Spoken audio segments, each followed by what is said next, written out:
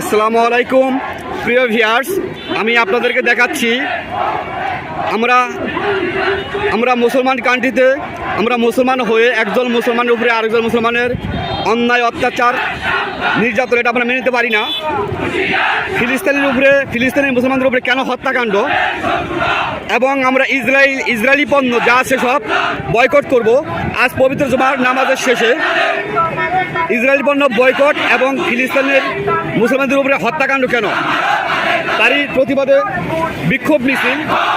আপনারা দেখতে থাকুন এবং নিত্য নতুন আপডেট নিউজ পেতে আমার ভয়েস অফ ইসলাম এই চ্যানেলটি সাবস্ক্রাইব করুন, লাইক করুন, কমেন্ট করুন।